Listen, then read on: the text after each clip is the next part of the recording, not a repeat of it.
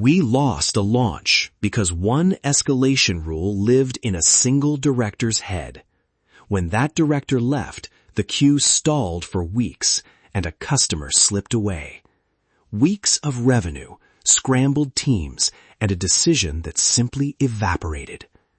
This is costly and avoidable. Right, that hits hard.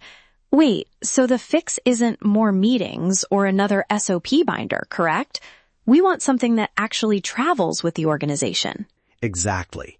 This briefing gives one framing shift and a compact playbook. Treat executive judgment as knowledge capital, then extract and compress it into small agentic policies that you can version, test, and roll back. Later, I'll walk you through a 5-minute audit you can run this afternoon. Curious. Okay, judgment as capital. Say more. People say metaphors, but I want operational difference. What does that change in how I act this afternoon? Pragmatically, if judgment is capital, you manage it like an asset. You version it, you measure returns, and you choose where to invest. Unlike raw data, it's compressible, not raw inputs, but distilled decision rules. And unlike full software, it requires explicit exceptions and observability, because context matters. So we're not trying to turn every judgment into code. We compress the signal and keep humans in the loop for nuance, right? Right. Think tiny policies, a trigger, a decision kernel, explicit exceptions, an escalation gate, and 2 to 3 observability metrics. Minimal, testable, and reversible. I want to push here. Sometimes minimal rules sound like they'll break nuance. What about high variance judgments where context changes daily? I'm not sure I buy compressing those into 3 lines. Good challenge. The rule of thumb, codify where replaceability is high and risk of catastrophic nuance is low. For high variance areas, you still capture the judgment, but as an advisory policy with mandatory escalation for edge conditions. In other words, know when to automate and when to keep a human hinge. That hinge is key. Give me a rapid prioritization heuristic. I'm an exec with a backlog of decisions. Which 2 or 3 do I pick first? 3 factors: impact, frequency, and replaceability. Ask, does this decision materially change outcomes? How often does it occur? And can an agent reliably act if given a clear kernel? Pick high-impact, moderately frequent, and high replaceability items first. Quick interruption. Can you walk that through with a concrete example? Make it tangible. Sales triage is a clean fit. Impact, big, win or lose revenue. Frequency, daily. Replaceability, high for initial qualification. So you codify the triage, not negotiation strategy. Give me the policy in 3 lines. Don't lecture, just the artifact we can paste into a vault. Here it is. Trigger, inbound opportunity with ARR greater than X or strategic account flag.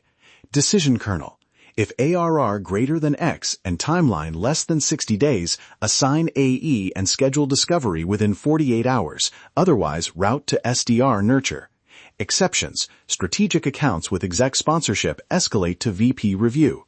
Observability, track time to first touch, 30-day conversion, and escalation rate. Nice, tight, and usable. 2 follow-ups. Who owns that, and how do you keep it fresh when market conditions shift? Ownership belongs to a role, not a person. Sales Ops owns the artifact. VP Sales approves changes, and AE teams execute. Version clearly. V1, V2 with a 1-line rationale and date. For changes, run a short canary or shadow mode and observe metrics for a defined window before committing. The testing step is where most teams fail. They publish a rule and never measure. What's a cheap, reliable test that actually exposes policy drift? Keep tests small and measurable. Shadow mode to compare decisions without changing outcomes, or a canary rollout to a subset. Observe 2 to 3 signals, 1 outcome metric, 1 process metric, and 1 quality signal. If any cross agreed tolerances, auto-revert and notify owners.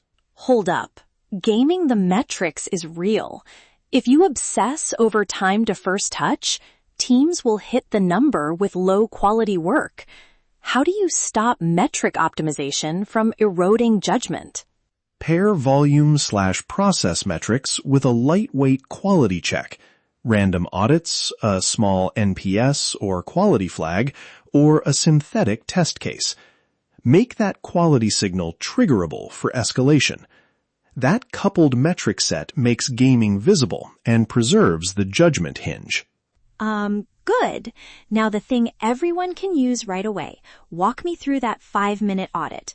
I want a checklist I can run with my calendar open. Minute 1.